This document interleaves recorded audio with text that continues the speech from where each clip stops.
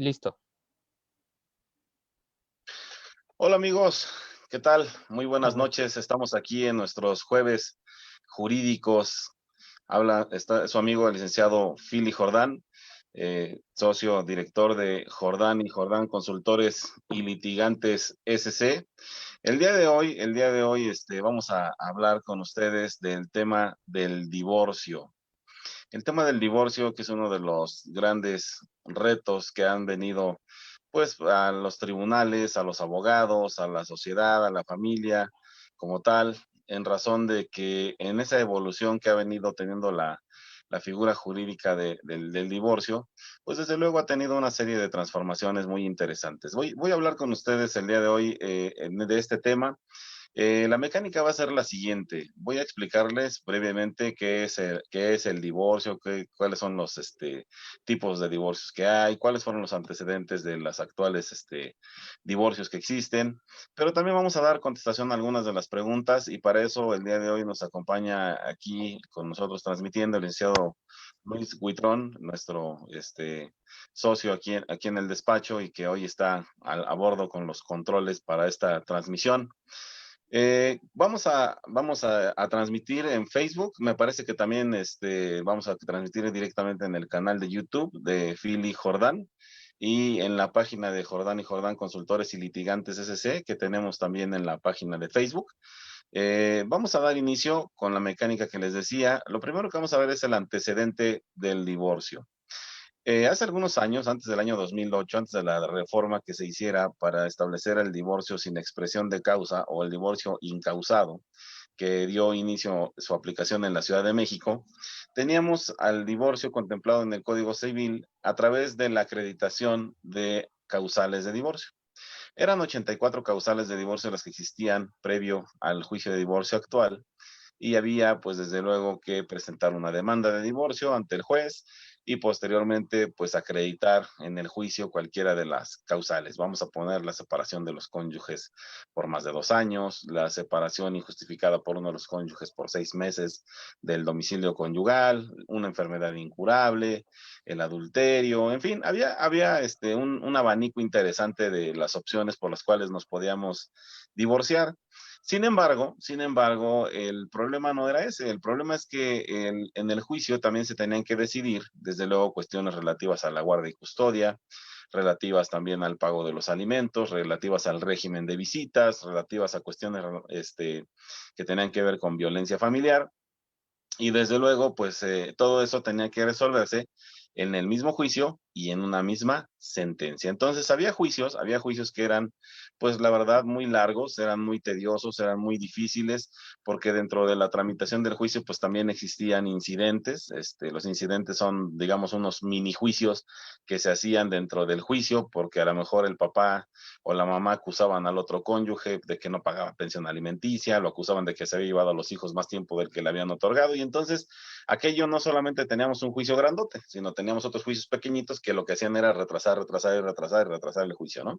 Entonces aquello de divorciarse en aquel tiempo, pues era verdaderamente difícil, era una cuestión muy compleja, una cuestión muy desgastante, más de lo que es ahora. Entonces, había juicios en la experiencia que yo tengo que el que tenía menor duración era una duración aproximadamente de 2 años. Y el que tuvo mayor duración, que fue un juicio que yo tuve la oportunidad de llevar en el Estado de México, en los juzgados de Tecámac, duró 7 años un divorcio. Entonces, imagínense nada más 7 años enfrascados en dimes y diretes, en pleitos, en jaloneos de niños, jaloneos de bienes, jaloneos de dinero, ocultamiento de dinero, en fin, era un tema muy difícil, muy cerrado, muy complejo, muy desgastante para las familias, pero por fortuna el legislador en la Ciudad de México, por ahí del año 2006-2007, empezaron con las propuestas para darle un cambio radical a la figura del divorcio y obviamente poner por encima de esta circunstancia, que ya de por sí es difícil, el tema del rompimiento familiar, precisamente por la separación de los padres, pues imagínense, no había necesidad de involucrar en esta controversia y traer a los hijos pues a mal traer durante la duración de todo el juicio, ¿no? Entonces eso era muy difícil. En el año 2008 entran en vigor los divorcios sin expresión de causa e incluso en el Estado de México entran en vigor los juicios ya orales en materia familiar, lo cual trajo como consecuencia, desde luego, pues una mejoría bastante notable en cuanto a la duración del tema del divorcio. Antes era, les repito, un juicio completito de principio a fin, era interminable, muy desgastante, muy difícil. Pero sin embargo, después de la reforma que se hizo para promover un divorcio sin expresión de causas o un divorcio incausado, que fue el nombre que le dieron precisamente porque ya no existían causales de divorcio, pero pues más bien es una solicitud de divorcio, cambió de ser un juicio a ser una solicitud.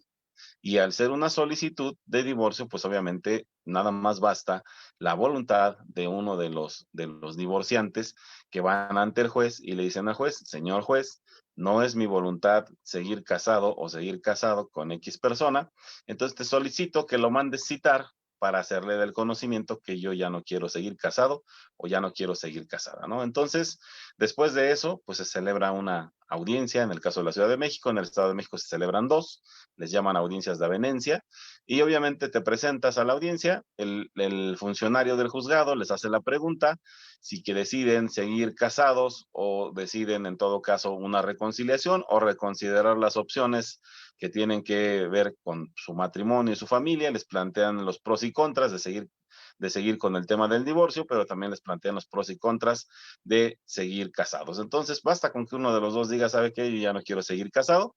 Eso es más que suficiente para poder solicitar el divorcio. O sea, solamente eso es lo que hay que decir, que es nuestra voluntad ya no seguir casados con la persona. Y entonces, bajo este aspecto, pues es muy sencillo, ¿no? Se han llegado a decretar divorcios, pues a lo mejor por tardados en 2 o 3 meses, ¿no? Y en asuntos que han sido muy rápidos, pues obviamente se han decretado sentencias de divorcio en 3 semanas. Entonces, en esas 3 semanas, pues ya una persona recobra enteramente su libertad y recobra pues la capacidad para poder contraer nuevas nupcias, ¿no? En la experiencia que tengo, pues mucha gente dice, bueno, pues ya soy libre, no vuelvo a meterme en estos problemas y sigue siendo feliz. Sin embargo, sin embargo, el tema del divorcio es sencillo. Lo que resulta o sigue resultando ser complejo o sigue resultando ser muy difícil, pues es el tema de que los papás se pongan de acuerdo precisamente en los temas que también son muy importantes o que tal vez son los más importantes. El tema relativo a la guardia y custodia de los hijos, el tema relativo precisamente a ver quién va a visitar a los hijos y en qué tiempo, y sobre todo el tema más importante, el tema relacionado con la pensión alimenticia. Queda también un pendiente ahí, si las personas se casaron en el régimen de sociedad conyugal y existen bienes comunes, pues desde luego también se tiene que entrar al conocimiento de ese asunto para saber qué bienes se le va a quedar a cada persona, y entonces pues ahí tenemos ese pendiente que también es un pendiente o una asignatura difícil. Si es el caso de la separación de bienes y efectivamente no hay bienes, o hay sociedad conyugal y no hay bienes, bueno, pues ese asunto también se puede resolver rápidamente, se decreta la disolución de la sociedad conyugal, se da por terminada y ahí acaba el asunto, ¿no? Los problemas vienen, pues obviamente, donde sí hay bienes y hay que repartirlos y la forma en que se tienen que repartir, porque en muchas ocasiones quedan pendientes temas relacionados con créditos hipotecarios, créditos bancarios o créditos que dan las instituciones de seguridad social, como puede ser el Infonavit, el ISFAM o el ISSSTE, ¿no? El FOBISTE. Entonces, esa asignatura, pues ahí queda también pendiente. Vamos a platicar un poco de cómo es la tramitación actual del juicio, una vez que se ha tramitado el divorcio, y entonces podemos comprender cómo podemos trabajar estos asuntos y cómo una persona que se ve involucrada en esto, pues tiene que entrar a este tipo de juicios que necesariamente se tienen que llevar ante el juez de lo familiar.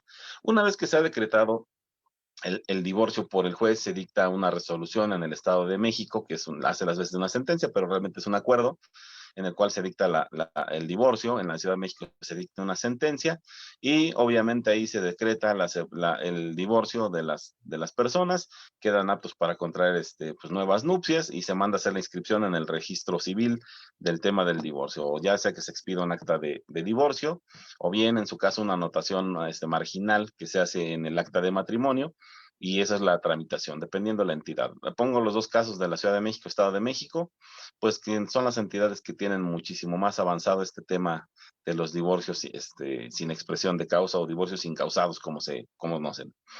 Ahora, una vez que sucede esto, pues obviamente hay un pendiente. Para que este pendiente se resuelva, las partes deben hacer una propuesta de convenio.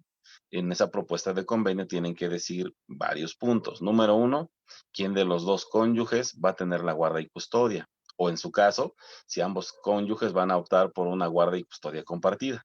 Número dos, van a decir quién de los cónyuges va a seguir utilizando el domicilio conyugal o el último lugar donde se hizo vida en común.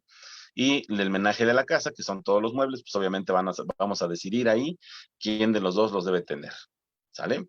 Vamos a decidir también el cónyuge que no tiene la guarda y custodia, pero tiene el derecho a un régimen de visitas y a las convivencias y a las actuaciones relativas a la crianza de los hijos, las obligaciones de crianza, que son los cuidados escolares, que son los cuidados de alimentación, médicos, psicológicos, de salud, y en todos los aspectos de la vida de un menor, pues también tienen que ponerse ahí de acuerdo. Tienen que ponerse de acuerdo también en ese convenio, esa propuesta de convenio, pues obviamente del tema de los bienes, cómo se va a repartir la sociedad conyugal. Y en el caso de la, también de la Ciudad de México, que ahí lo dejan muy, muy claro, si uno de los cónyuges no pudo trabajar durante la vigencia del matrimonio, pues tiene derecho, sobre todo en el régimen de sociedad, de separación, en vez de sociedad conyugal, en la separación de bienes, tiene derecho a exigir una compensación que puede ser hasta el 50% de los bienes del cónyuge que sí estuvo trabajando, ¿no? Que sí pudo hacerse de un patrimonio, el que sí se desarrolló profesionalmente. Entonces, en este aspecto es un tema interesante, porque precisamente pues también hay que acreditar que efectivamente uno de los dos cónyuges por voluntad o en contra de esa voluntad o porque fue obligado, pues se dedicó nada más a las labores de casa. Aquí hay que hacer mención que en la actualidad, amigos, no solamente las mujeres son las que se dedican a las labores de casa, ¿eh? He conocido y llevado asuntos donde el que se queda en casa, el que hace las actividades de casa propiamente y el cuidado de los hijos y la escuela y lavar ropa y hacer qué hacer y ir por el mandado y a lo mejor pues hasta hacerla de enfermera o médico cuando los niños se enferman, es el hombre, ¿no? Eso es una de las tendencias actuales muy, pues muy particulares, muy peculiares, porque en el colectivo social, en la ideología, de México, pues quien se quedaba a hacer esas labores, esas tareas eran tareas incluso propias de la mujer. Entonces eso ya cambió, ¿no? Porque aquello de que hay personas que todavía piensan que la mujer es la única que se dedica a eso, no es verdad. También los hombres han tomado ese nuevo rol y pues lo pueden realizar, ¿no? La Corte incluso ha establecido, la Suprema Corte de Justicia de la Nación ha establecido también el tema de las dobles jornadas de trabajo para mujeres que trabajan en el día en su oficina o en su negocio y llegan a trabajar a las actividades de casa, ¿no? Pero ese criterio también aplicaría para hombres, ¿no? Que salen a trabajar el día a día y después de cumplir su jornada laboral, pues también llegan a casa a meterle la mano a las actividades propias del hogar, ¿no? Entonces, esa parte también es interesante porque también generaría o también genera el derecho de pedir una pensión alimenticia, ¿eh? Al cónyuge que trabaja. Entonces, puede haber mujeres que tengan que dar una pensión alimenticia a su esposo o puede haber esposos que tengan el deber y obligación de darle, pues, una pensión alimenticia a la esposa, ¿no? Porque ésta se dedicó preponderantemente a las labores de casa y al cuidado de los hijos. Entonces, bajo este esquema y bajo esta óptica, pues desde luego, amigos, cada asunto es verdaderamente particular. Pareciera que todos los asuntos se resuelven igual porque la formulación de la propuesta de convenio, pues es una propuesta muy sencilla, ¿no? Es una propuesta muy fácil. El tema es que cada familia, cada integrante de esos grupos familiares tiene una peculiaridad o una particular forma de organizarse que a pesar de que nosotros consideremos que estos asuntos pueden ser muy sencillos, no lo son, ¿no? No lo son porque pues hay tres juicios dentro de uno, ¿no? Primero, pues el divorcio se decreta y vámonos, ¿no? Pero después viene el juicio que obviamente se va a tomar como base las propuestas de convenio y esas propuestas de convenio que les acabo de manifestar, pues van a ser el contenido de un segundo juicio, ¿no? El juicio que tiene que ver con la guardia de custodia, el régimen de visitas, la pensión alimenticia, ¿no? E incluso, pues para ver también si hay una compensación del pago de los bienes que no adquirió uno de los cónyuges por haberse dedicado a las actividades de casa, y también para determinar si existe el derecho o no de uno de los cónyuges de tener una pensión alimenticia para pues también subsistir porque pues no tuvo oportunidad de generar un desarrollo profesional más pleno, ¿no? Entonces, ese es el segundo juicio y el tercer juicio es el que les dije hace un momento también del tema relativo a la liquidación de la sociedad conyugal. Entonces, en este segundo juicio, en la Ciudad de México se le conoce con el nombre de incidente. Ese nombre de incidente que se le conoce no es más que una demanda en pequeño que trae como contenido los hechos que narramos en la solicitud de divorcio y obviamente las propuestas de convenio, del convenio que presenten cada una de las partes. Cuando el solicitante tiene que formular una propuesta, pues lo hace desde luego, ¿no? Y obviamente la persona que es la citada, que es la contraparte, que es el otro cónyuge, pues también tiene la obligación de formular una propuesta de convenio. No tienen que ser coincidentes, ¿eh? Eso tampoco quiere decir que las propuestas tienen que estar acordes, tienen que estar ya detalladas. No, fíjense que eso no sucede realmente. La verdad es que las partes forman una propuesta de convenio, pareciera que con el ánimo de tener un pleito después, y eso pues complica la situación. Digo, eso también es una cuestión que tiene que ver mucho con el abogado que lleve el asunto. Ayer precisamente en la noche, a través de este medio, bueno, a través de Zoom, nosotros tenemos este medio para poder, ahorita en temas de pandemia, pues no estar tan cerca unos de otros, e incluso nuestro cliente pues está enfermo de COVID, pero pues no tiene mayor problema. Empezamos a hacer una propuesta de convenio. Estaba el abogado, estaba la señora, estaba mi representado, estaba su servidor. Tardamos aproximadamente como 2 horas en esa transmisión y nos pusimos a debatir punto por punto desde el inicio cada uno de los puntos del convenio en la solicitud de divorcio que se iba a presentar y tuvimos un acercamiento bastante bueno. Yo creo que resolvimos el 98% de los problemas que hay. El único tema que quedó pendiente fue el tema pues de la seguridad social del menor para ver si es un seguro de gastos médicos mayores o seguridad social privada, pública, o en su caso, pues a lo mejor compartir gastos, es lo único que quedó pendiente. Por eso les digo que tiene mucho que ver con el abogado y también el abogado tiene la obligación de hacer consciente a la señora y al señor desde el punto de vista donde estén, pues obviamente para tratar de que a través de una buena conciliación, a través de una buena mediación, pues poner diferentes propuestas para solucionar el problema, ya que finalmente cuando entramos al incidente en la Ciudad de México o acá le llaman en el Estado de México, bueno, allá en el Estado de México le llaman cuaderno de pretensiones, que no es más que una demanda, una controversia del orden familiar, pues obviamente ahí va a haber un problemón, ¿no? ¿Por qué va a haber un problemón? Porque si no nos pusimos de acuerdo en el tema de la pensión alimenticia, pues vamos a dejar en manos del juez, pues obviamente que el juez determine una pensión alimenticia provisional. Si el señor o la señora tiene un salario fijo en una empresa o en el gobierno, pues mandamos solicitar el descuento fijando un porcentaje y ese porcentaje se descuenta provisionalmente durante todo el tiempo que dure el juicio, ¿no?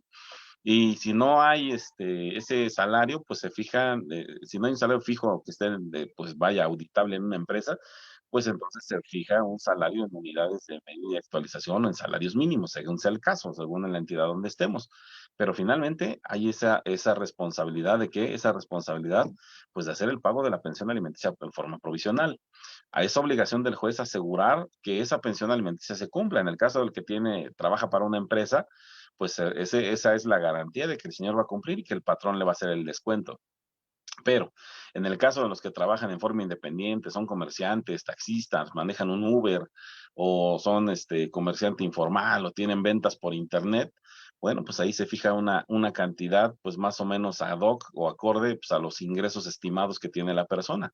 Para eso, desde luego, pues hay que aportarle elementos al juez y decirle, oye, esta persona pues tiene cuentas bancarias, tiene un ingreso aproximado de tal, y obvio, sobre eso pues se tendría que fijar esa cantidad.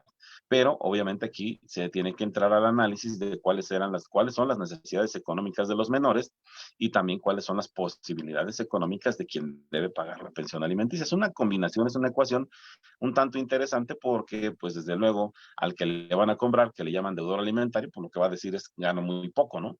Y el que quiere más dinero, el acreedor alimentario, que en este caso los hijos representados a través del papá o mamá, pues lo que van a buscar es que sea una cantidad mayor y demostrar las necesidades reales de los menores. Y ahí viene el primer debate, ¿no? El tema de la pensión alimenticia. ¿Cuánto se va a dar o cuánto se va a aportar para el pago de la pensión alimenticia? Ese es el primer tema. Aquí se puede dar inclusive por el juez de oficio, pues obviamente un estudio de trabajo social para determinar si en realidad los hijos requieren la cantidad de pensión alimenticia que piden, o bien, en su caso, pues si lo que dice el señor es que están pidiendo en exceso, ¿no? Entonces, también sirven para demostrar la capacidad económica de quien va a pagar la pensión alimenticia.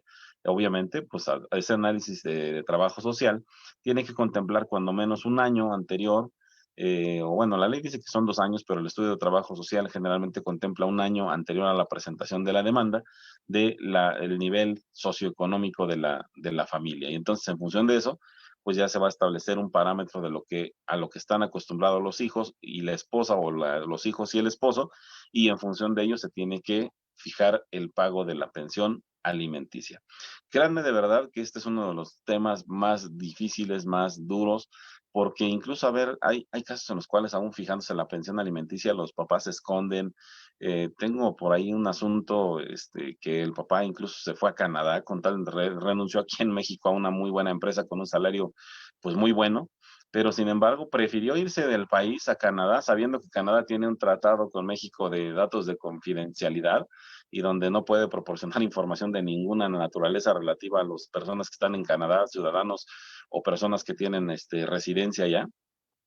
Y este señor buscó la residencia y hasta el día de hoy pues ha sido complejo tratar de agarrarlo, porque pues Canadá no es un país que dé esa información, pero sin embargo, pues obvio, aquí se le sigue juntando su dinero y algún día tendrá que pagar, ¿no? Entonces imagínense, llegamos a ese extremo, el papá que dice, yo quiero pagar por estar con mis hijos, ¿no? Y entonces, no, la mamá pues no le deja, o el papá no lo deja, ¿no?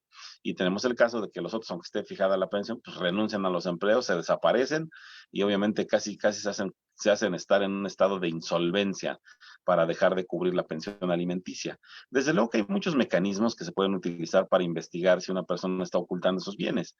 Uno, por ejemplo, es solicitar informes a la Comisión Nacional Bancaria y de Valores para saber si hay cuentas bancarias a nombre de esta persona, y obviamente pedir esos ingresos, cuentas bancarias de ahorro, de depósito, créditos personales, tarjetas de crédito, en fin, cuestiones que nos ayuden a determinar las posibilidades reales y económicas de una persona.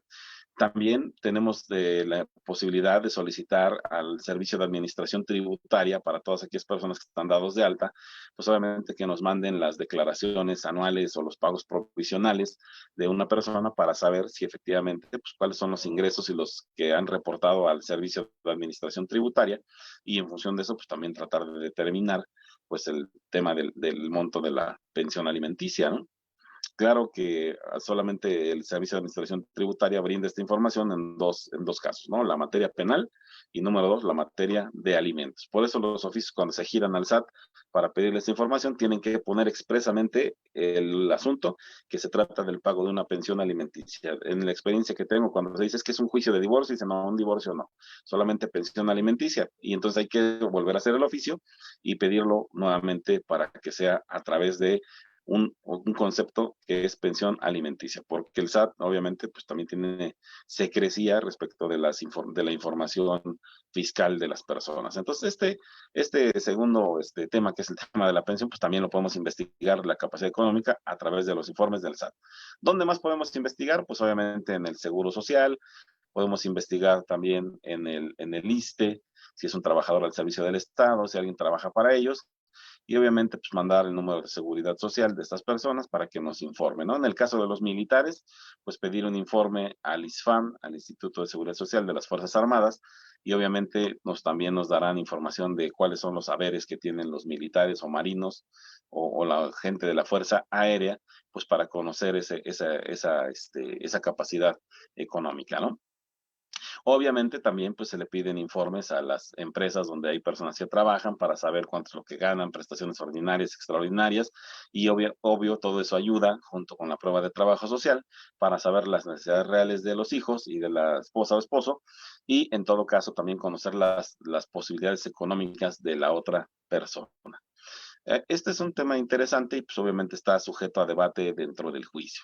Otro tema muy importante y que también es verdaderamente trascendente es el tema relativo pues al régimen de las visitas. La regla general en los tribunales es que la guardia y custodia pues se la dan a la mamá, y sobre todo si los niños son menores de 12 años. Ya hay criterios de la Corte que ese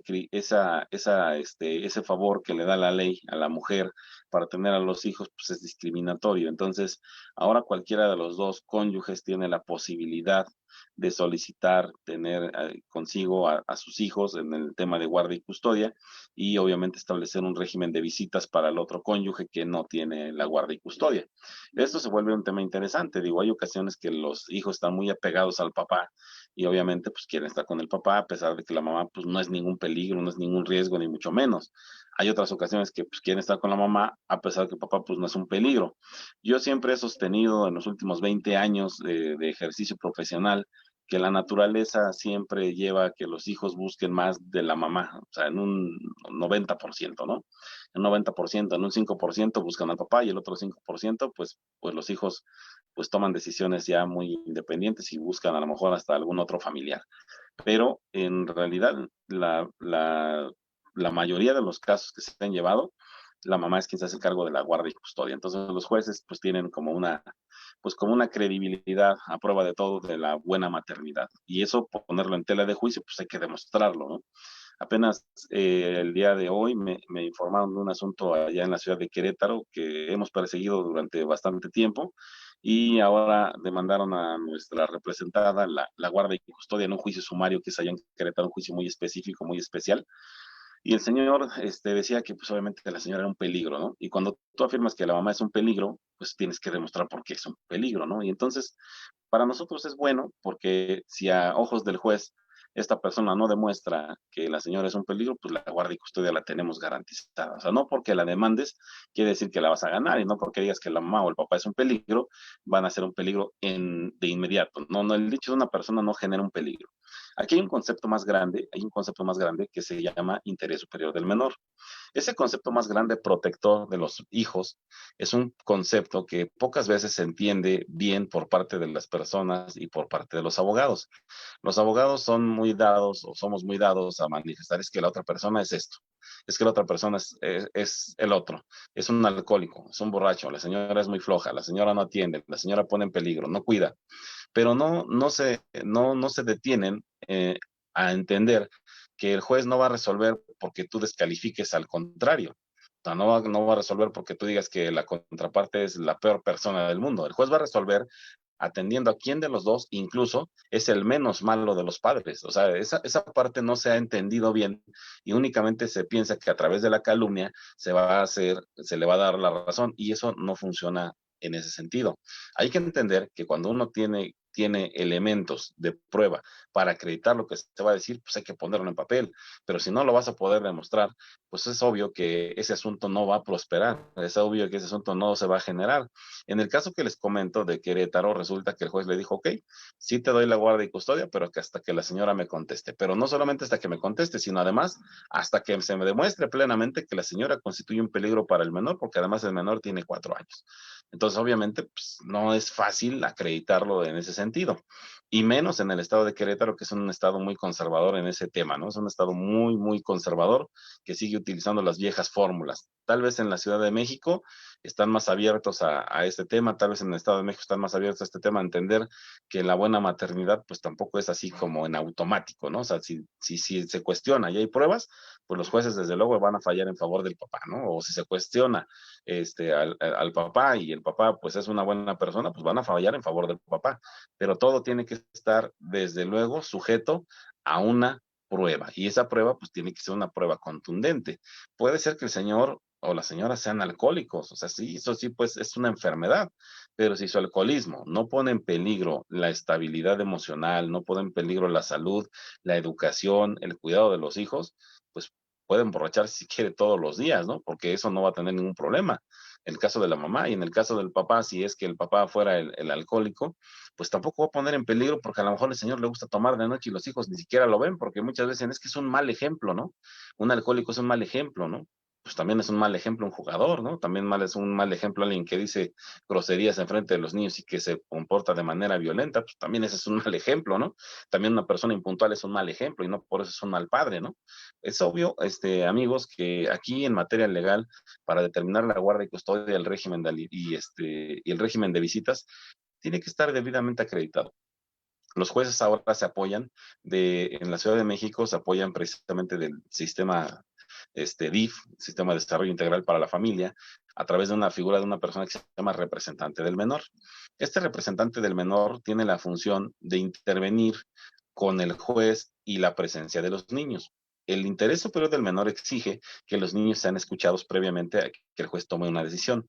Entonces, obviamente, al estar obligado el juez a tomar en consideración la opinión de los menores, porque además este es un derecho que deriva de la Convención Internacional sobre los Derechos de los Niños, es obvio y esta convención, y es obvio que la ley protege desde luego la opinión del menor. No quiere decir que sea contundente, pero sí quiere decir que es un elemento muy fuerte para determinar si efectivamente o no el papá o la mamá está apto para estar con el niño.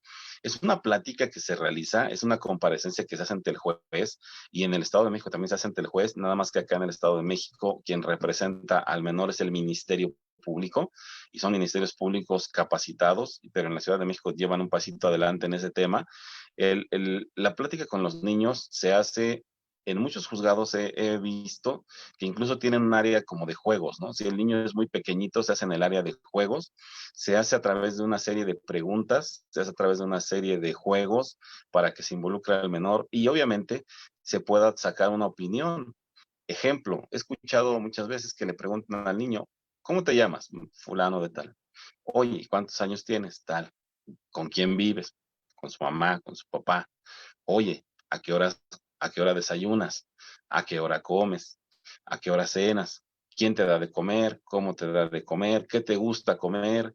¿Te gusta jugar? Sí, vas a la escuela y empiezan a hacer un rol de pregunta y respuesta sin que al niño se entere que está en el banquillo. Muchos de mis clientes cuando les digo, oye, vamos a presentar al menor ante el juez, piensan que lo van a sentar en un banquito ahí como en las telenovelas, les digo yo muchas veces, no ven ahí y al niño sufriendo y que le van a quitar al niño y el niño lo van a sacar a rastras. No, eso no existe. En materia familiar no existe ese tipo de situaciones que estresan tanto al papá o a la mamá. Es una plática, sí, desde luego, con los menores, pero es una plática dirigida precisamente a saber qué tanto los niños se sienten a gusto con uno de los padres o qué tanto se sienten a gusto con ambos. Yo les decía hace un momento que puede haber una guardia y custodia compartida, y ahí en una guardia y custodia compartida, pues no hay un régimen de visitas, ¿no? No hay pensión alimenticia porque ambos padres se hacen cargo de las obligaciones.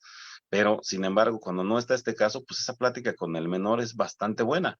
Esa plática, pues obviamente le va a dar al juez elementos para entender con quién de los dos padres, pues este niño se va a sentir más confortado, más protegido, mejor cuidado, y obviamente esa seguridad que se le da al menor, pues es la protección del interés superior del menor. Esa protección del interés superior del menor es un concepto indeterminado. ¿Por qué es un concepto indeterminado? Porque no es igual en todos los casos. El juez tiene que ser muy proactivo en este tema, o la juez tiene que ser muy proactivos para entender la realidad particular de un menor, para entender dónde el menor puede estar mejor. Y no quiere decir que porque esté con la mamá, por eso ya no va a ver al papá. Al contrario, si no está con el papá, pues este tiene derecho a visitarlo, tiene derecho a convivir con él, tiene derecho a platicar con él, tiene derecho a irse a quedar a la casa que tiene el papá o en el nuevo lugar donde va a vivir, porque acuérdense también que no solamente el niño es papá y mamá esa familia, sino también están los abuelos, también están los tíos, también están los primos, esa familia extendida que desde luego pues también tiene el menor derecho a convivir con ellos. Aquí hay que entender algo. Y el concepto del interés superior del menor establece que no es el derecho de los padres a un régimen de visitas, es el derecho de los menores a convivir con ambos padres. Es un derecho del menor. La fuente del derecho es del menor hacia el padre, no del padre hacia el hijo. Hay que tener mucho, mucho en consideración esto. El tema de la pensión alimenticia es exactamente lo mismo, es la protección del menor y parece que considerar todos los aspectos de la vida del menor. Y eso es un concepto indeterminado, el concepto del interés superior de los menores. Y ahora bien, una vez que se han puesto de acuerdo posiblemente en este tema y si no se ponen de acuerdo, el juez decide a través de esa plática que tiene con los menores. A través de esta plática, pues el juez va a tener los elementos para decir cuándo, cómo y dónde, pues obviamente se tiene que dar el régimen de visitas. Puede ser un régimen interesante como el de ayer que planteábamos, donde el menor tiene 2 años y meses, entonces el menor a veces se quiere quedar a dormir con el papá, a veces no. Establecimos un periodo de adaptación de estos 2 años y 3 o 4 meses que tiene el niño hasta los 3 años, donde el menor cada 15 días que va a su papá, a lo mejor un fin de semana de esos que se vaya, pues se quede con el papá y a lo mejor el siguiente no y el siguiente sí, y entonces irán viendo cómo es la dinámica de adaptación del menor. Si a los 3 años ya el menor se puede quedar con su papá, pues entonces ya que se quedará continuamente, ¿no? Establecemos un régimen de visitas de sábado y domingo únicamente, pero dijimos que a los 3 años también, que sea el régimen de viernes por la tarde al domingo por la noche. Y después de los 5 o 6 años, un régimen de visitas donde el papá se lo lleve viernes, lo pasa a recoger a la escuela y lo reintegra a su colegio el próximo lunes. Entonces sería viernes, sábado, domingo y el lunes regresar al menor. Entonces, esto de fijar un régimen de convivencias, pues también puede ser muy variado y puedes dejarlo de la manera en que tú quieras, siempre y cuando se respete desde luego pues al menor su descanso, su educación, sus actividades cotidianas. Esta parte es muy, muy importante. Por eso les digo que el derecho de las convivencias del régimen de visitas no es del padre un derecho, es un derecho de los hijos. Incluso los menores, he visto muchos asuntos donde los menores se niegan a convivir con el papá y entonces la convivencia, pues obviamente no se tiene que hacer como se hace comúnmente que lo pasan a recoger a algún lugar, sino que se tiene que hacer en un centro de convivencia, en los famosos SECOFAM, los centros de convivencia familiar. Incluso cuando hay peligro también para los menores porque uno de los padres es violento o ejerció actos de violencia en contra de ellos, esas convivencias, perdón, tienen que ser debidamente supervisadas, deben ser supervisadas por el personal de los SECOFAM. El SECOFAM puede servir como un punto de entrega, recepción del menor para ver que lo entreguen a tiempo y que lo recojan a tiempo, y también puede ser como un lugar donde haya un psicólogo que esté viendo cuál es el desempeño del menor, esté evaluando y rinda un informe mensualmente de las visitas que se dieron. Ese informe lo manda el juez y el juez en función de ello pueda también tomar una decisión de cambiar o no ese régimen de visitas. También me ha tocado ver casos donde pues, es muy difícil la situación y hay años en los que un papá o una mamá no pueden convivir con sus hijos, ¿no? Hemos llevado unos asuntos que han sido muy, muy difíciles, muy desgastantes, a veces del lado de la señora porque el niño no quiere, a veces del lado del señor porque al señor no lo dejan ver a sus hijos porque pues desde luego hay resistencia de la otra de la parte, o incluso los menores pues a veces ya tienen el tema de que pues ya hay un sentimiento incluso de odio en contra del papá o de la mamá y pues los niños no lo quieren ver, ¿no? Entonces ahí ya está el centro de convivencias, pero no los pueden obligar. Si también el centro de convivencias dice, sabes que el menor no quiere, ya se hizo tratamiento, ya se buscó un sistema de adaptación y el menor no quiere, tampoco se le puede obligar. Eso, bueno, pues desde luego, pues es una decisión que toma el menor y sobre esa decisión, pues el juez no puede pasar. Ahora, tomemos en consideración también las edades de los niños. Si es un niño muy pequeño, pues lo obvio y lo oportuno pues, es que se vaya y se visita al menor en la casa donde está, se juegue con él y se retire quien lo visita. Si es un niño de 3 años en adelante, pues a lo mejor es un niño que ya es un poquito más independiente y ya puede irse al lugar donde esté con el papá, ¿no? Pero también considerar las necesidades del niño. De un niño de 6 a 12 años, pues ya es un niño que pues, sí puede ir a quedarse a otro lugar, pero sin embargo tiene que adaptarse o tiene que tener un periodo de adaptación. Y los jovencitos de los 13 años y hasta antes de los 18 años, pues desde luego, pues ellos ya toman la decisión de ver o no ver a la persona, ¿no? De quedarse o no quedarse, de ir un rato y regresarse a su domicilio, pues ellos ya tienen una capacidad, desde luego, de decisión muchísimo más desarrollada y ya no se les puede obligar, ¿no? Y a veces hay personas que ya son mayores de edad y se les da pensión alimenticia y deciden no volver a ver a su papá o a su mamá, ¿eh? Y eso, pues, desde luego, para muchos papás, pues, es difícil. Nos han tocado muchos casos en los que, pues, nada más van por la pensión alimenticia y ya acaban su carrera y adiós, y nunca vuelven a ver al papá o a la mamá, pero bueno, pues eso ya es una decisión personal, porque ahí ya son personas adultas, ya son mayores de edad y ya no se puede hacer absolutamente nada. Hay gente que me ha preguntado, oiga, mi hijo tiene más de 18 años, pero no me ve. Ah, ok, pues no, no, si no quiere, pues no lo va a ver, ¿no? Lo que sí es que sí tiene que haber una cuestión de respeto. Yo siempre les he dicho, ¿se ha portado bien su hijo con usted? No, sí. No se ha portado bien, no, es ingrato, es grosero, me dice cosas, me insulta, dice que yo le causé un problema con la mamá. Ah, ok. Hemos buscado también la reducción o cancelación de la pensión alimenticia cuando hay ingratitud.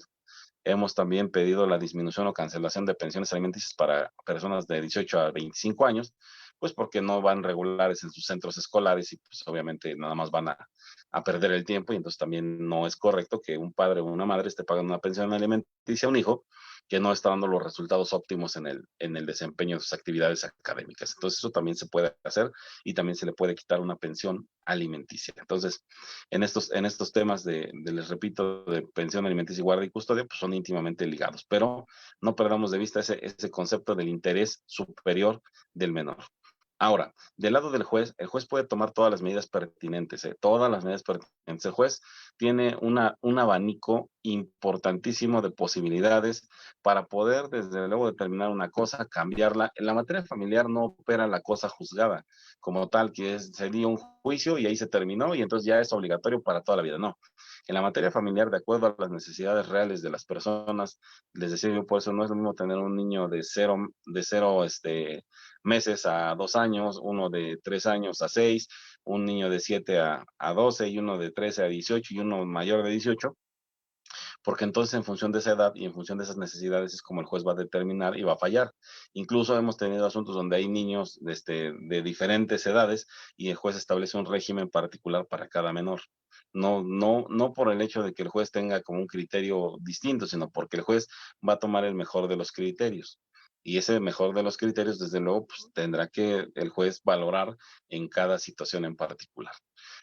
Finalmente, una vez que ya se pusieron o no de acuerdo en esa plática con el menor, el juez llama a los padres, los hace saber los pros y contras y les hace saber con quién de los dos debe estar. El juez en ese momento va a fijar el tema de una pensión alimenticia y va a fijar un régimen de visitas. ¿Para qué? Pues obviamente para saber quién de los dos va a tener a los hijos y a su cuidado. Aquí hay un tema, y abro aquí un paréntesis que es un tema muy importante. Hay un tema que se denomina obligaciones de crianza. Las obligaciones de crianza son compartidas para papá y mamá. ¿Qué son las obligaciones de crianza? Darle de comer al niño, educarlo, darle reglas, darle disciplina, llevarlo a la escuela, apoyarlo psicológicamente, apoyarlo físicamente. Entonces, esas obligaciones de crianza tienen que ver con todas las actividades que realizan los niños. Esas obligaciones de crianza no se pierden. Si la mamá es la que tiene la guardia y custodia, pues bueno, pesa sobre de ella también una cuestión muy importante, el cuidado del menor. A veces los clientes, las personas, cuando vienen a preguntar, oiga, yo teniendo la guardia y custodia, ¿puedo hacer lo que yo quiera? No, no se puede hacer lo que yo quiera cuando tengo la guardia y custodia. ¿Por qué no? Porque no tengo la patria potestad total. Es decir, la guardia y custodia solamente es la obligación que tiene un padre de salvaguardar la integridad de un menor, pero no quiere decir que por ello tenga derecho a decidir absolutamente todo de manera unilateral.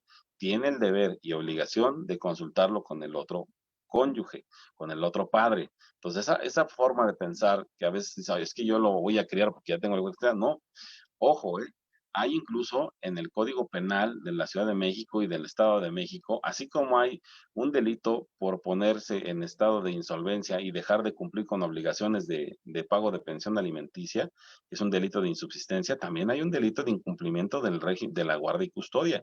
Si un niño se llegase a accidentar o tenga o esté mal cuidado, mal atendido, también se puede cometer un ilícito por parte de la persona que lo tenga, sea el papá o sea la mamá.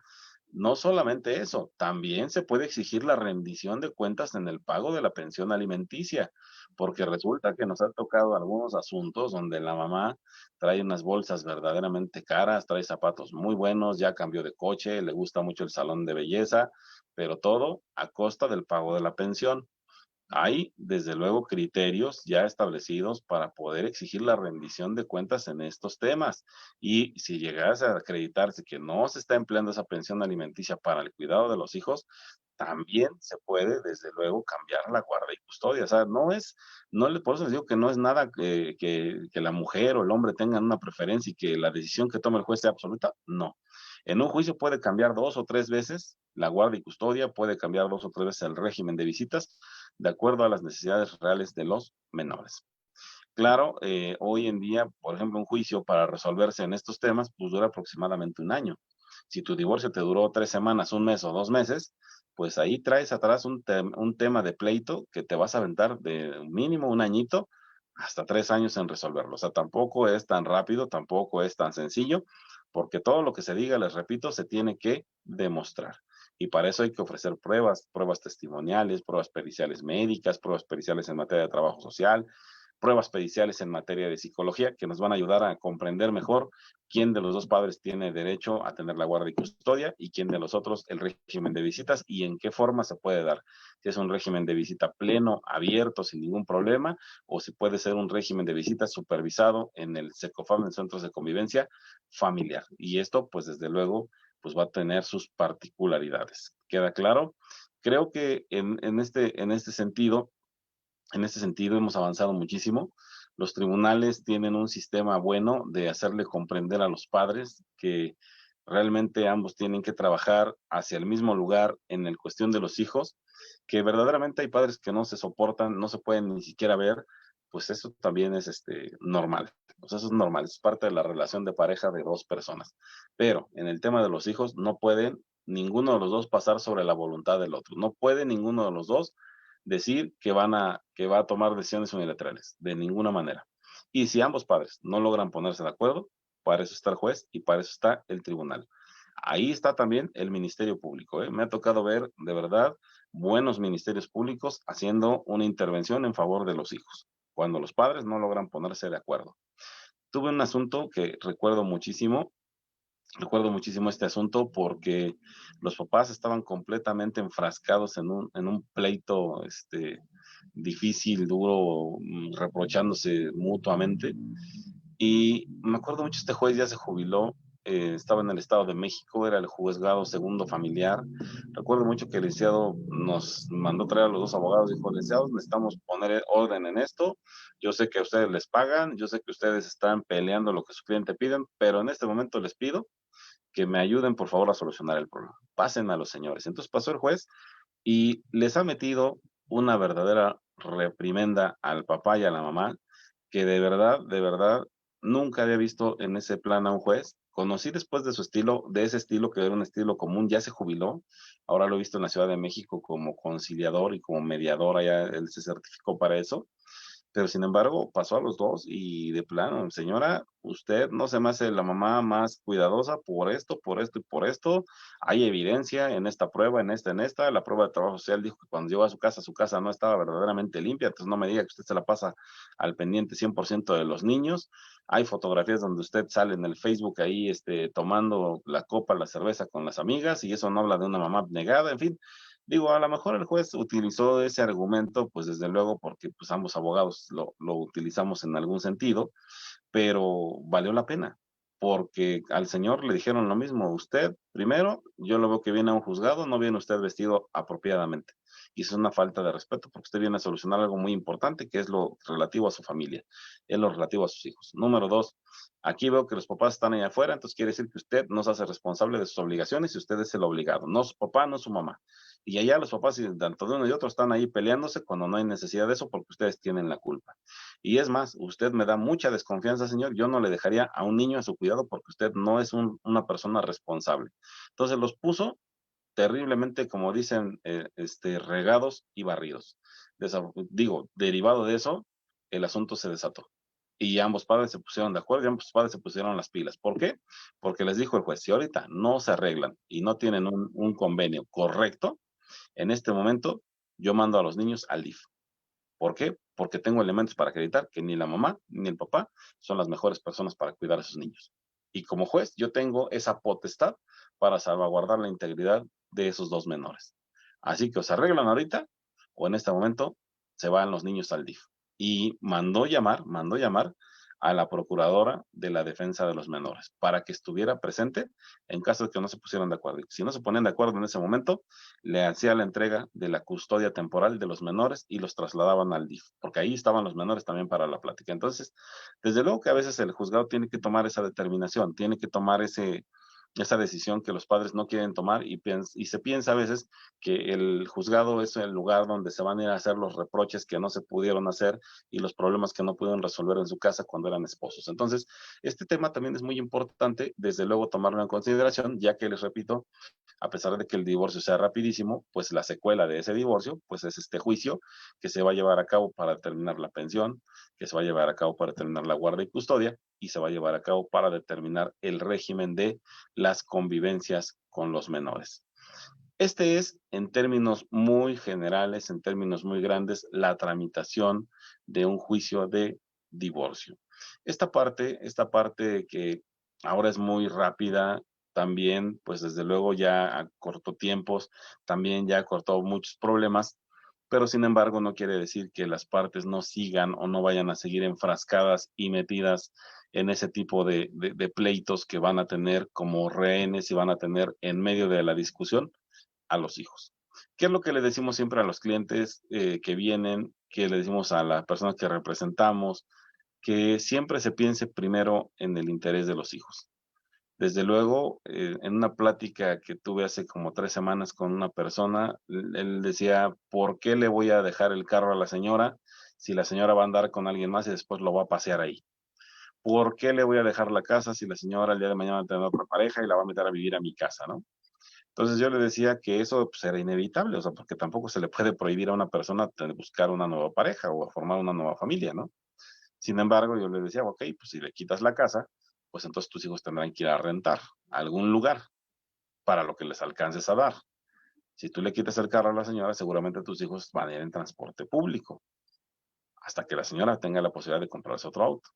Entonces, ¿a qué vas a exponer? Pues no solo es a la señora, a quien vas a exponer también es a tus hijos. Entonces tú considera si el costo-beneficio de exponerlos a vivir en un lugar X con una renta o que se transporten en el transporte público con todo lo que ello implica, cuando hay posibilidades de que no sea así, pues obviamente pues, es una decisión de un papá, ¿no? Y también si quería darles muy poquito dinero, pues también, digo, en esa medida los hijos irán a una escuela para lo que alcance, si es que alcanza para una escuela de paga. O en su caso, pues si no es en esa situación, pues entonces van a comer menos o van a tener menos, pues digamos así, televisión de cable, menos videojuegos, en fin, si están acostumbrados a eso, pues está bien. Si el niño no está acostumbrado, pues también es difícil que el juez diga, oiga, señor, usted tiene que trabajar para generar esto, pues muy difícil. O una persona que no tiene un empleo bien remunerado, pues también es muy complicado que dé más de lo que realmente puede dar y de lo que realmente está ganando. Entonces, esa parte no puede ser, pero sin embargo hay personas que sí lo pueden dar y no lo quieren hacer. Esa sí es una situación de problemas. Para eso estamos nosotros, para hacerles entender que lo que se debe ponderar, poner encima y cuidar y salvaguardar, desde luego, es la integridad de los hijos. Quiero concluir y vemos ahorita, licenciado, si hay alguien que tenga alguna pregunta. Quiero concluir diciéndoles que los juicios ya no son tan desgastantes como antes, serán tan desgastantes como los contrincantes lo quieran hacer, serán tan desgastantes como los contrincantes lo quieran hacer, serán tan difíciles como lo quieran hacer y también serán tan difíciles como los abogados lo hagan, ¿no? Porque hay muchos abogados que también se prestan a ese juego, también lo hacen, he visto hombres y mujeres, abogados en ese sentido, he visto otros abogados muy puestos a la negociación y muy dispuestos y creo que el camino siempre en estos asuntos debe ser la negociación correcta de las condiciones que se deben cumplir. Muchas veces se habla frente al juez porque se quiere quedar bien ante la autoridad, pero tampoco te puedes comprometer a lo que no vas a cumplir, porque después ya no vas a poder decir, es que el mes pasado sí pude y este mes no, y el mes que viene sí puedo y el mes que viene quién sabe, ¿no? No, tienes que dar en la medida de lo que puedas cumplir. Entonces, ahí está el secreto de poder sacar un asunto rápidamente. He escuchado gente que dice, sí, yo he sacado asuntos muy rápido. He escuchado personas que dicen, yo me divorcié y todo quedó resuelto en 2 meses, ¿no? Y ya no hubo ningún problema y hasta el día de hoy el Señor sigue cumpliendo. Pues sí, siempre y cuando las personas tengan voluntad. Si las personas no tienen voluntad, yo les aseguro que estos asuntos, pues mínimo, les van a durar un año y si les va mal, pues a lo mejor hasta unos 5 o 6 años en el pleito. Tengo ahí un asunto en Querétaro, que es un asunto que lleva pues ya desde el año 2016, ya es un asunto viejo, por llamarlo de alguna forma, porque el divorcio fue relativamente sencillo obtenerlo, el convenio fue relativamente, pero pues ahora falta de pago, pues ya llevamos 4 años. Entonces, pues mientras no haya voluntad de uno de los involucrados, pues no se va a resolver, ¿no? Y en este caso, pues no hay voluntad. Y seguimos peleando y seguimos peleando y seguimos debatiendo, cuando este asunto pudo haberse terminado sin problemas, ¿no? Porque en el inter de que ese asunto sigue peleando, muchos otros asuntos se han resuelto y personas que conocen a la persona que represento, que a veces pensamos, oye, pues todo el mundo, qué rápido, ¿no? Pero a este señor le gusta seguir peleando. En son de broma le digo, es que sigue enamorado de ti. Incluso esta persona, junto con una psicóloga que trabajan allá en Querétaro, han hecho ciclos de conferencias del divorcio, de cómo dicen, y colorín colorado, la princesa se está divorciando, que son precisamente pláticas dirigidas por psicólogas y tanatólogas, que son las dos, pues para expresarle a las mujeres que están metidas en esto, que si le van a entrar al tema y se va a volver desgastante, pues también traten de salir lo menos raspados. Eh, ¿De cuánto tiempo hay que permanecer casado? Ya en algunas legislaciones ya no hay un límite, ya no hay temporalidad, ya nada más dice que se pueden divorciar al momento que quieran. Digo, te casas y ya te puedes divorciar al otro día si quieres, no hay ningún problema. Hay legislaciones que dicen que lo mínimo es un año de estar casado. Legislaciones que todavía no han avanzado hacia el siguiente paso dicen que mínimo hay que estar casado un año para poder solicitar el divorcio. Pero en la Ciudad de México ya no se exige, ya no hay necesidad de hacerlo. ¿Alguna otra pregunta, licenciado? Sí, se pueden divorciar. Si están en diferentes estados, no hay ningún problema. La competencia de los jueces para resolver el tema del divorcio es el último domicilio conyugal, cuando hay domicilio conyugal, o algunas legislaciones establecen el domicilio donde se hace vida en común. Entonces, donde estén viviendo, ese es el juez que les va a divorciar. Así se hayan casado ustedes en Chihuahua, pero ahora viven en Yucatán, el juez de Yucatán es el que tiene que llevar el asunto. Ahí no hay no hay duda. Es clarísima la legislación. El lugar donde tú estés viviendo es el juez que debe conocer para que te puedas divorciar.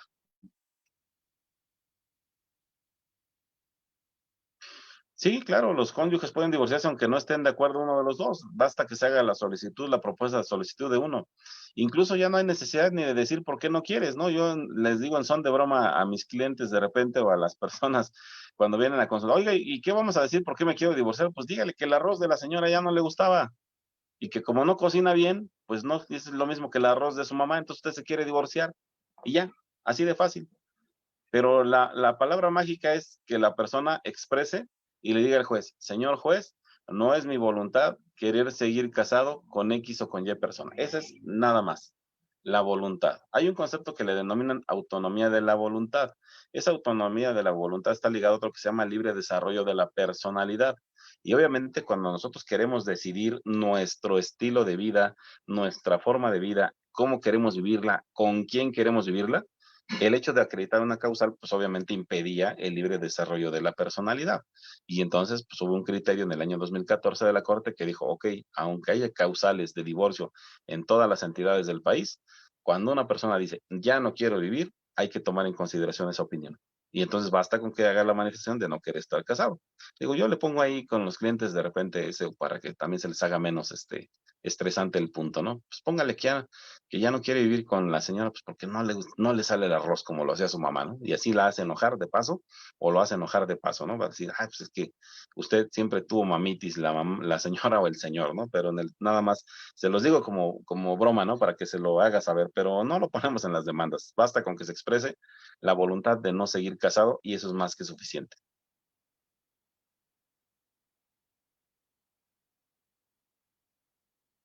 La pensión retroactiva no hay una edad para solicitarla. La pensión alimenticia en forma retroactiva se puede pedir desde siempre. Incluso una persona que ya es mayor de edad puede pedir la pensión retroactiva hasta la fecha de su nacimiento, ¿eh? Eso no está topado, ni está visto, ni se prescribe. Es un derecho imprescriptible el derecho a pedir una pensión alimenticia.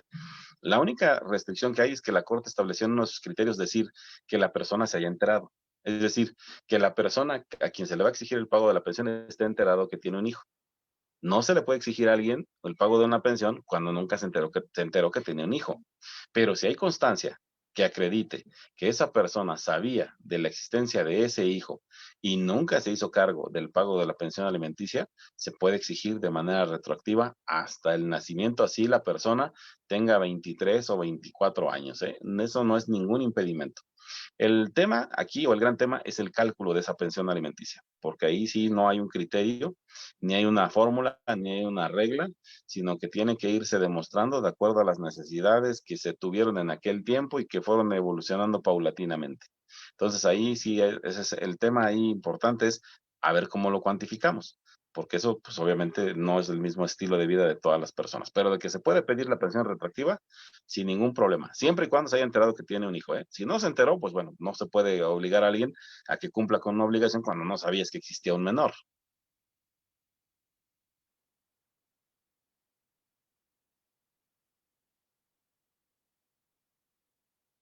Bueno, pues parece ser que ya no tenemos más preguntas. Amigos, espero que les haya gustado esta breve cápsula, que le hayan disfrutado, conocido y que desde luego tengan pues las reglas como claras de cuando se va a entrar a un proceso de divorcio. Que esto pues desde luego se les explica mejor cuando una persona va con un abogado a una consulta y obviamente en esa consulta pues empezamos a trabajar el asunto dependiendo de las necesidades de cada persona. Les agradezco muchísimo, nos vemos el próximo jueves y les recuerdo, suscríbanse al canal de YouTube, licenciado Philly Jordán, síganos, pónganle ahí la suscripción, denle a la campana para que cada vez que estemos transmitiendo en vivo o cada vez que haya un video, pues obviamente se les haga llegar a ustedes. Y en la página de Facebook, pues pónganle like ahí a la página a la página de Jordán y Jordán Consultores y Litigantes SC. Y seguimos transmitiendo la siguiente semana. Vamos a transmitir un tema nuevo, se los haremos saber en breve. Y muchísimas gracias, que pasen una excelente noche. Tenemos algunos amigos que son del norte del país, que están en un horario distinto. Aquí empezamos a las 8 de la noche, hora de la Ciudad de México. Y también algunas personas que estaban de Venezuela, creo que por ahí vi a alguien que estaba en Venezuela. Entonces, muchos saludos para allá, nuestros amigos de Venezuela que nos siguen. Muchas gracias, que tengan ustedes una excelente noche y seguimos. Acuérdense siempre que nadie está por encima de la ley. Buenas noches, hasta luego.